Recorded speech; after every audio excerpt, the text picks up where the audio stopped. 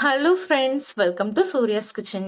இன்னைக்கு இந்த வீடியோவில் நல்ல மணக்க சூப்பரான நல்ல சுவையான தக்காளி குருமா எப்படி பண்ணுறதாங்க பார்க்க போகிறோம். அதுக்கு ஒரு சின்ன மிக்சர் ஜாரில் 3 டேபிள் ஸ்பூன் அளவுக்கு தேங்காய் துருவல் எடுத்திருக்கேன். இப்போ இதோட ஒரு ஸ்பூன் அளவுக்கு கசகசாவை கொஞ்சமாக தண்ணி ஊற்றி ஒரு 10 நிமிஷம் ஊற வச்சு எடுத்திருக்கேன். கசகசா உங்ககிட்ட இல்லைன்னா இதுக்கு பதிலாக ஒரு 5-6 முந்திரி பருப்பை நீங்கள் சேர்த்துக்கலாம். இப்போ இதோட ஒரு ஸ்பூன் அளவுக்கு சோம்பு சேர்த்துருங்க.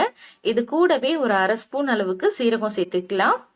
இப்போ இதை நம்ம கொஞ்சமா தண்ணி ஊற்றி நல்லா நைஸா அரைச்சி எடுத்துக்கலாம். இந்த அளவுக்கு நல்லா நைஸா அரைச்சி எடுத்துக்கோங்க. இந்த மசாலா தான் குழம்புக்கு நல்ல ஒரு டேஸ்ட் கொடுக்கும். இப்போ நம்ம குருமா தாளிக்கிறதுக்கு ஸ்டவ்ல ஒரு சின்ன குக்கர் வச்சுட்டு இதுல ஒரு 2 டேபிள் ஸ்பூன் அளவுக்கு எண்ணெய் சேர்த்துக்கலாம். எண்ணெய் நல்லா சூடானதும் ஒரு துண்டு பட்டை, ஒரு 2-3 கிராம்பு, அரை ஸ்பூன் அளவுக்கு சோம்பு சேர்த்துருங்க. சேர்த்துட்டு இது நல்லா பொரிஞ்சு வரும்போது இது கூட ஒரு பெரிய வெங்காயத்தை நல்லா பொடியா கட் பண்ணி சேர்த்துக்கோங்க. கூடவே கொஞ்சமா ஒரு 4-5 பல் பூண்டை கட் பண்ணி சேர்த்துருங்க. இது கூட ஒரு கொத்து கருவேப்பிலை சேர்த்துருங்க. இது கூட வெங்காயம் வதங்குறதுக்காக கொஞ்சமா உப்பு சேர்த்துருங்க. இப்ப ஒரு பச்சை மிளகா கீரி சேர்த்துருங்க. இப்ப இது எல்லாத்தையும் சேர்த்து நல்லா வதக்கிக்கலாம்.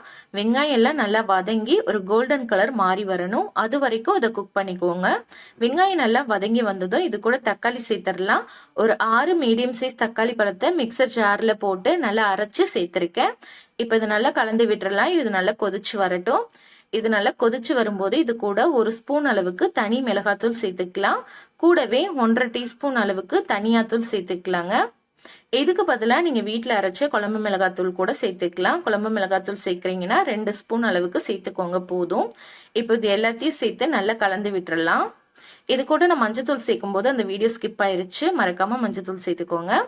ஒரு 1/4 டீஸ்பூன் அளவுக்கு சேர்த்துக்கோங்க. இப்போ இது நல்லா கொதிச்சு எண்ணெய் பிரிஞ்சு வரும்போது இது கூட நம்ம அரைச்சு வச்சிருக்க தேங்காய் விழுதை சேர்த்துடலாம்.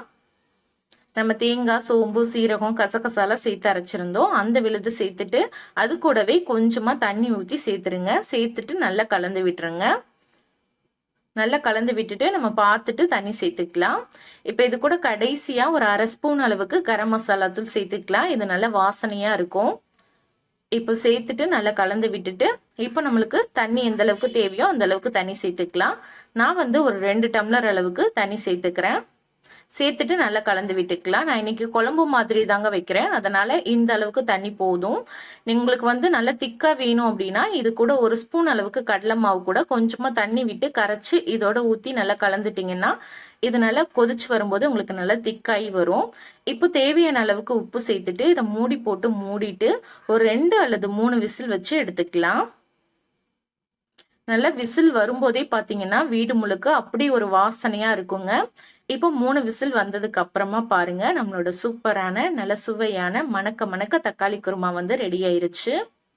இதை நீங்க சர்வ் பண்ணும்போது கடைசியா கொஞ்சமா கொத்தமல்லி தழை போட்டு சர்வ் பண்ணீங்கன்னா நல்ல வாசனையா இருக்கும்.